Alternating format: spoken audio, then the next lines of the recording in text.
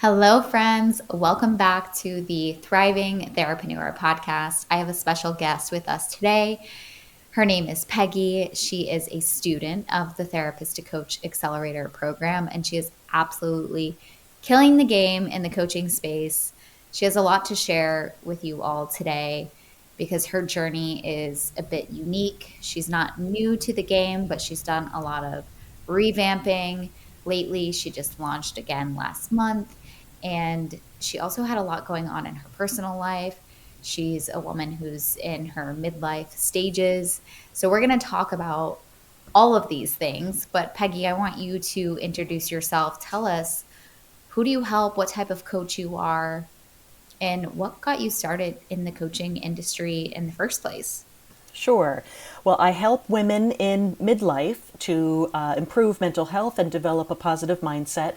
And I started getting into coaching because I felt that there was so much more that I wanted to do that didn't quite fit under my psychology license. Yeah. And all these creative ideas. And once I developed a separate LLC, that I felt much more comfortable doing these things while maintaining and protecting my license that I worked so hard for. So I do both. I still maintain my private practice and do psychotherapy, but I love this creative outlet where I can do so many different things and legally, ethically, and not worry about my license and all of these creative things that didn't fit before. Healing circles, retreats, the group coaching program, and I'm just having so much fun with it.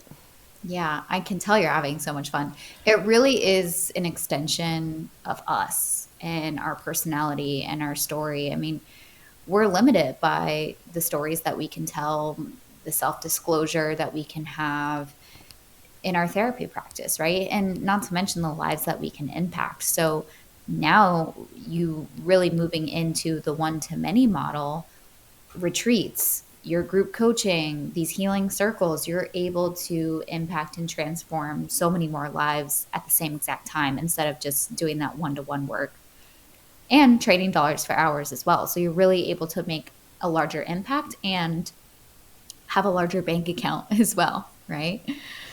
Yes, yes. And I really love, working with people of all ages, but I listened to the feedback of what I was getting, and it seems to be that right now I'm working best with women in midlife. So of course I'll work with anybody who would like my help as long as I feel that it's a good fit. But these were the women that were seeking me out. And I Yeah. had previously been working with a different age group. So I listened to that feedback, and that also really just helped me hone in on my messaging so it's landing well with the right people. Yeah. So when you were making the initial transition into coaching, did you have any fears around making this leap, or were you just totally excited, game in? Were you afraid of any of like the tech side of things or protecting your license, like you mentioned? I mean, we don't know what we don't know. Walk us through that process of what initially adding coaching was like for you. Yeah, I was afraid of so many different things. Most of all, the ethical and legal part. I wanted to make sure that I could protect my license, because I knew I wanted to keep that. But I had been in many coaching programs before, group coaching and one-on-one business coaching, and lots of people were talking about being a coach, but they were not specific for the licensed mental health professional. Right. So what I loved about your program and what initially got me involved was when you had the attorney come on and Mhm. really talk about the nitty gritty things that we need to do to protect our license. And that's exactly what I did to make me feel better that I was doing everything that I could, writing to my board, letting them know, calling my malpractice insurance, making sure that I was covered under that. So all of these things made me feel so comfortable. Yeah. My previous career, I was a forensic psychologist. So I was trained as if a cross-examining attorney is on my shoulder. That was the way Right. that, so this was all really important to me. And unfortunately, that's what held me back for so long. The legality and just making sure that I was doing things the right way because I didn't know. I was involved in all of these different programs, but no one could tell me these specific guidelines for the mental health professional. So that really helped me. And also your guidance with the tech part. I'm not tech savvy, and I love Mhm. that the guidance with setting up the Facebook group, and really the videos step by step, everything that you need to do to get your group up and running, and then to have people attending your live videos. So in the beginning, I didn't have anybody attending, but the last one that I did last week, I believe 5 people were watching live, and then a lot of comments underneath. So having 5 people who now know that on Wednesdays at 12:30 I do a live video related to mental health, it means so much to me that they are watching. And Yeah. it just makes me feel so good to be pouring so much value into my Facebook group, and developing new connections, and women, sharing resources, all within the midlife stage. Yeah. I love that these were the people seeking you out. That just goes to show that this was an area of expertise, of yours. 90% of us are our own ideal client, right? And the license piece, let's talk about this for a second, because this holds so many people back. Please tell everybody listening that it's not that hard when you have the checklist in front of you. It is so daunting to people. They make it out to be this bigger thing in their head than it actually has to be. But I give you the template for emailing your board. I tell you exactly what you need to say to your malpractice insurance. I give you the attorney approved contract with yellow highlighted fields that you need to change, right? Like when you have your step-by-step checklist, it's just, yeah, it's tedious, right? But literally transform lives for a living. You got this. You follow the tedious checklist, wipe your hands clean, it's done, and then you can put it past you and get into the work that you love doing, like serving your midlife community, right? Yes, and that was so helpful. And I did it all in an afternoon, and it Oh my was gosh. tedious. You're a and sprinter. it was tedious, but that it really showed me exactly what I needed to do. And so I did it in an afternoon, and I really was so happy that once it was, the hardest part for me was choosing the business name, because you really want to, it can always change and you can always work under something else. So, but that's what held me up for a while, just picking what the name was going to be. That's so And then funny. once I had that, I ran with it. Yeah, we get tripped up on that a lot. I feel like when we're naming our private practice, we spend so much time on it. So then when we come to name our coaching business, I mean, a lot of people just use their personal name for their coaching business, right? And you can change it anytime. It does not surprise me that you got it done in an afternoon because you are a sprinter, and I am so proud of the work that you have done in such a short period of time inside the Therapist to Coach Accelerator. You're doing healing circles, you're doing retreats, you've had a ton going on personally. I don't know if you want to speak to that at all, but I mean, everyone's busy in their life. And you launched about a month ago and you've made $7,000 in revenue. I just asked you before we hit record, like, what's going on? What is your actual success? I'm just thrilled for what you're creating. You are just a toe in the water into getting started. You just started, and this is the success that you have hit already. Can you speak to what this has been like for you? Yes, I am a list person, and I'm at a stage in my life where I really need the guidance and being told what to do. I know how to do things once I'm told what to do, but I just Right. needed that guidance, and that is exactly what your program provides. That works really well for me. So I don't have to Google anything, or spend hours searching. It's all there for me, and I really just followed it step by step.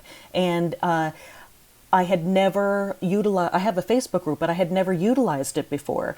And once I learned how, and this consistency of the live trainings that I provide, and that getting more engagement and having available free resources. So now I have probably about 10, and depending on what women are looking for, I will send them a free resource related to that issue. So my group is really focusing on building joy, connection, and purpose in midlife. And I ask the women which one they're more focused on, and then I send them a related resource. But just having that guidance, it really helped me take off. All of these ideas have been brewing for years. Yeah. And it just kind of poured out of me once I knew how and being shown the how, and having people in the group and seeing their success, because it's so helpful to see that other people have done it and then you can do it too, that it's not just luck. It is hard work, it's consistency, but I'm not special, that this is for everybody who wants to do Yeah. it. The momentum breeds momentum. I swear, I was just telling somebody this today. The second somebody gets a client inside Therapist to Coach Accelerator, I feel like everybody starts getting clients. And it's just like this ripple effect, right? And you're a leader in this space right now. We were just celebrating you inside the Facebook group. Like, congratulations, Peggy. Like, you just hit your first 5K. I mean, obviously, it's more than that. And you keep enrolling clients. But what were some of these mindset shifts, if any, that you had to make to get here? Because you are a sprinter, you do your work, you have your checklist. You're making it seem like it is rainbows and butterflies, which we all know it's not. But to a certain extent, it's as long as you have your checklist, it's work, right? But it's so much more feasible. What were some of the challenges that you had, or mindset shifts that you've had to get over during this process? A big one for me was seeing myself as a coach and using that title. I had Mm, resisted for years. I've been doing public speaking, and I've written 3 books, and a lot of what I do is coaching, but within it was under my psychology license, right. psychotherapy, but more what I view as more coaching. But I was Yeah. so resistant to calling myself a coach. Now my title, I am a midlife awakening coach. That is the title that I I have love it. embraced, and that mindset shift of calling myself a coach really helped me take ownership of this new title, put my all into this new business, this separate LLC that gave it life. I couldn't have done it without that mindset shift. And I was resistant because anybody can call themselves a coach. But Right. I love that you highlight that as mental health professionals, licensed mental health professionals, we already have the training and the expertise. I've been a licensed psychologist for 23 years, running a very successful private practice. I know what to do. I've written a dissertation. I have speaking engagements from corporate and university. So I've done the work, but it was that one simple thing that was holding me back, and that was calling myself a coach. And once again, that simple thing opened up doors for me, and now people understand what I do when I say the terms midlife awakening coach. And in fact, one person who's in my group told me that the word awakening is what helped her to join my group, because she envisioned herself in midlife in this transition of coming alive, of awakening. And that's exactly what I wanted. So it just feels so good to have this new identity as a Yeah. coach. It's exactly, I was going to say identity. We have to change at the identity level first. I mean, we know this as therapists too, right? It's be, do, have. We have to be the person who then does the actions to have the business that we want. I always encourage therapists who are making this transition, just try it. Just call yourself a coach. Go tell somebody that you're a coach. Just try on the identity like you're trying on a hat, and just see how it feels for you. Because there is a lot of stigma around calling ourselves a coach, especially we work so hard for our license. We have all of these certifications, doctorate level. Anybody can be a coach, right? We feel like it's this quote unquote downgrade sometimes, but I like to shift that into a bonus identity that we get to have as therapists. Us therapists can be both therapists and coaches. Coaches can't be therapists, right? So it's this bonus identity that you're adding. It's not a downgrade in any way. And then once you can embrace that, whew, doors open, and you did put all of that energy into your business. I'm curious, did you have like a holy shit moment? This is actually working, because you've you've done coaching in the past. You've taken a lot of coaching programs before. You've taken business coaching programs. You haven't really taken off in the way that you wanted to per se, or felt as lit up about the work that you're doing as you do now. What was that holy shit moment for you? was when I met my goal of 5 women in my group coaching program. I've launched courses before, and while I love them, they're 8-week courses. I would get 1 person, sometimes 2. This was the first time that I met my goal of 5. And even though a couple more people expressed interest, I really wanted to keep it at 5 to maintain just what I set out for. And I told the women that I was going to cap it at 5, so I didn't want to go past that. So that really, meeting that goal was amazing, and it happened at the last minute. So Yeah. people tend to wait until the last minute, so I was just, I knew I was going to run it with 2 or with 3, but it was just so exciting that within the last 24 hours to have 2 people who were kind of on the fence, and at the last minute before it started, join wholeheartedly. Wholeheartedly. And how cool is that, that you get to lead these women through this process and you have proof of concept now. I mean, you're out of your founding members round after this. Boom, it's time to scale. Like we can take this home. And I'm curious for you, being in midlife, a lot of people fear, all right, I'm too old for this. The tech is going to hold me back. I feel like you actually have an unfair advantage in life experience that can actually help you as a coach in this space. I mean, tech can be learned, right? Do you have anything to say around your age or your life experience being in this space now? I think that with age comes wisdom, Yeah. and one of the and freedom.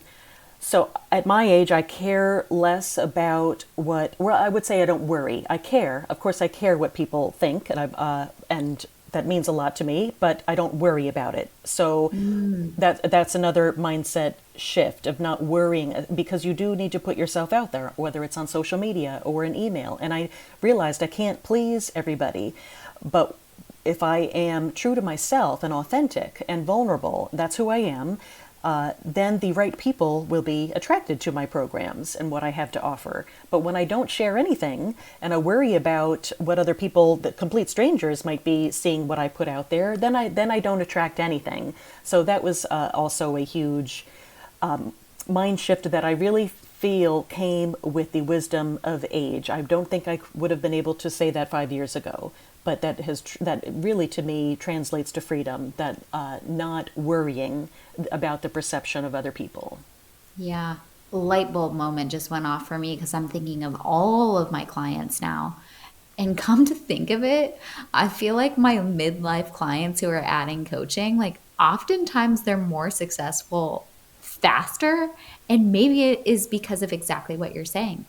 You know, they don't have, everybody has visibility wounds to a certain extent, right? But they're not as forward facing because they don't worry as much. I love how you frame that between the difference of caring and worrying, right? You're sending the email, you're showing up live, you have nothing to lose. You know your message is more important than the image that you're showing up as, right? Your hair doesn't have to be perfectly curated. Like you don't have all of the mind drama that maybe someone else does, who is a bit younger. I absolutely love that. I think that there is a lot of power to that. Yes, absolutely. And then the other shift for me was speaking about myself personally. Before I started the coaching, I wrote a memoir that came out in 2019.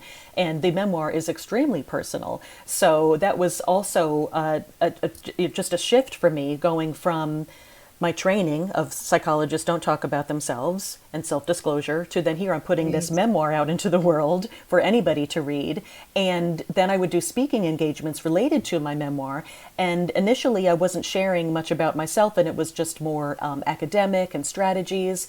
But I found as soon as I started talking about why I speak about happiness and gratitude, it resonated with people so much more when they heard my story.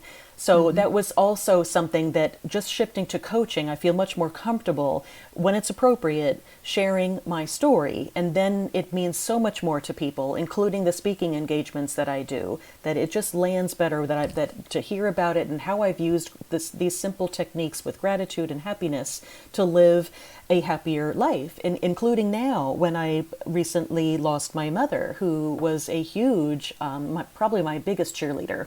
Yeah. And just 4 days before I started the program. Yep. So, I'm sorry, after I started the program. I started March 31st. My mother passed away that Friday.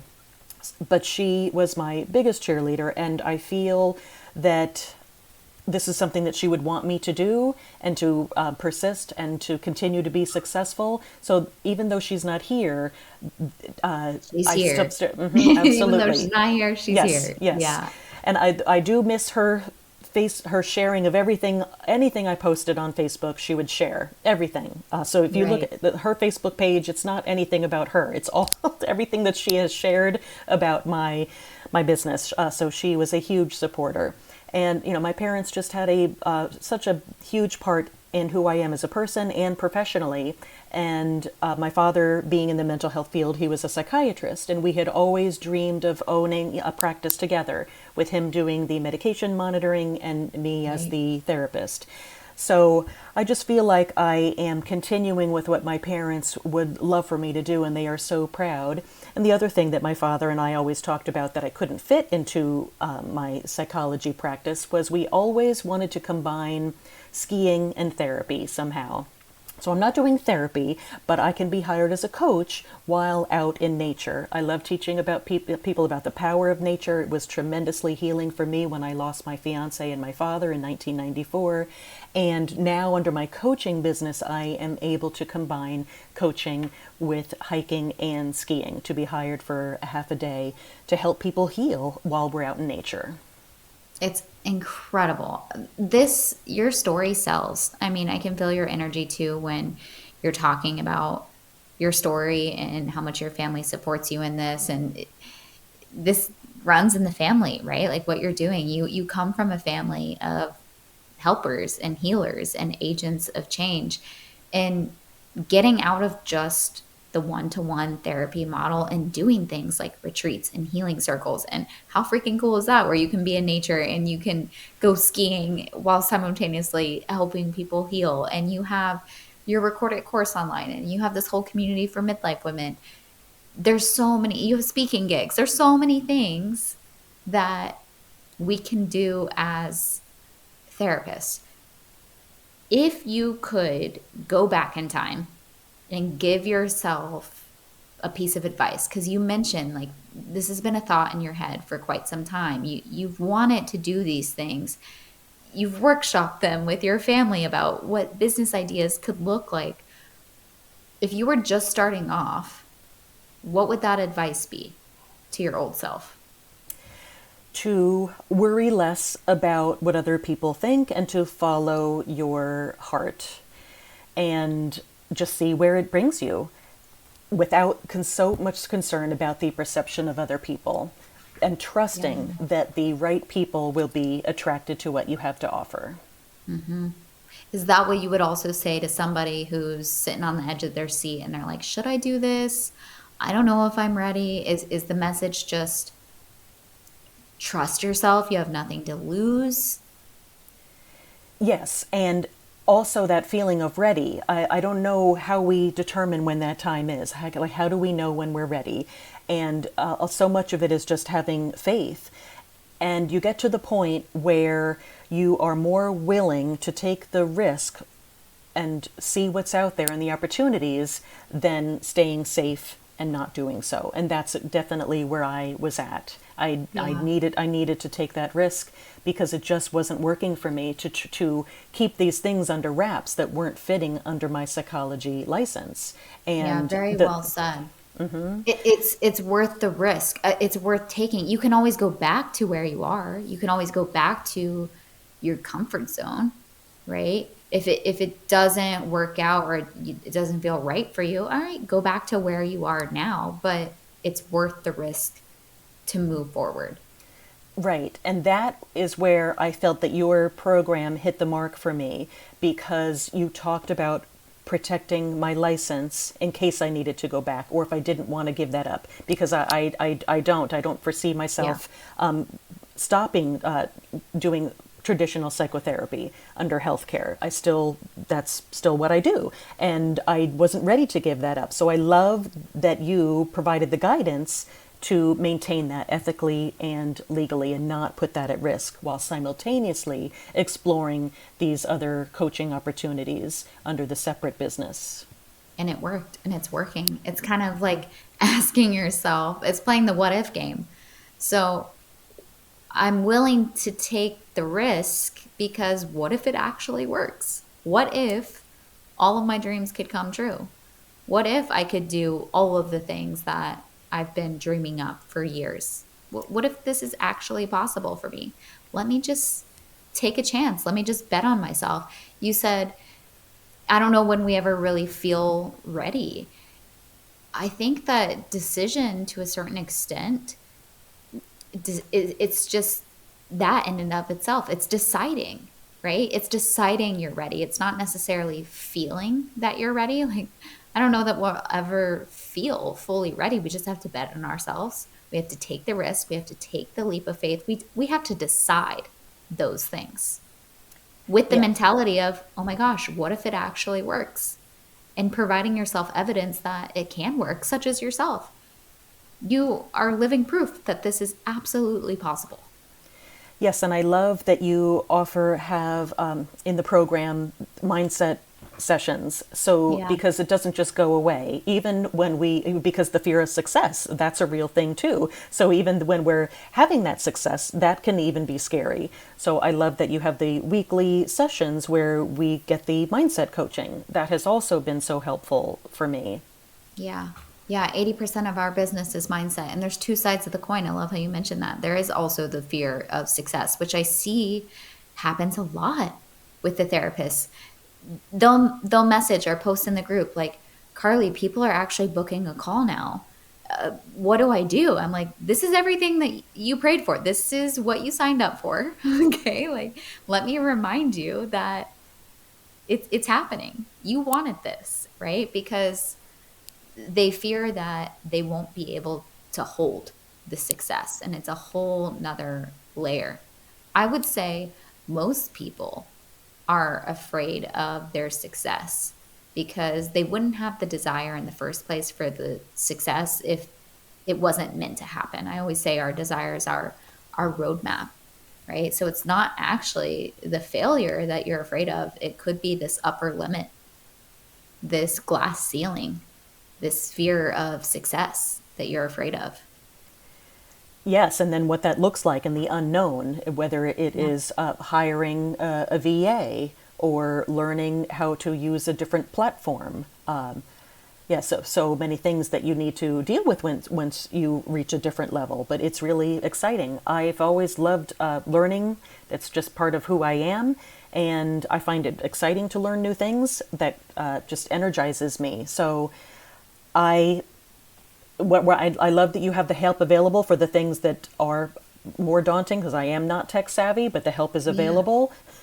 It can be Everything, figured yeah, out. yeah. If you, the program covers everything, and that was really what when I did my research to see and the other people that have had success. That's what really helped me, just to know that I wasn't going to be on my own if I came across a problem. So, especially with ads, when we get to the point of doing the Yep. ads, that the help is available. Yeah. There's so much hand holding, it's almost ridiculous, but I can't help myself. I mean, there's nothing in the industry that compares, and you can probably speak to that knowing that you've done multiple coaching programs. But, I'm so conscious of the support that we provide because I too have been in so many coaching programs. And usually it is the hand holding that is lacking. It's almost impossible to fail unless you give up. So, Peggy, where can people find you if they're in midlife, they're interested in awakening and finding more joy and happiness in this stage of their life? Or if they're just a therapist turned coach and they want to look at your stuff for inspiration and you're just a prime example of how, possible this path really is, where's the best place for people to find you? The best place is my brand new website. It is Yay. midlifeawakeningsisterhood.com. Amazing. And I will link that in the show notes for everyone. Any last words, Peggy, for anybody who's listening? I would just say if you're feeling pulled, give it a try. It's so worth it. Amazing. All right, Peggy, thanks for being on the show. It's a pleasure to have you. And until next time, listeners, I will see you in the next episode. My love is with you. Take care.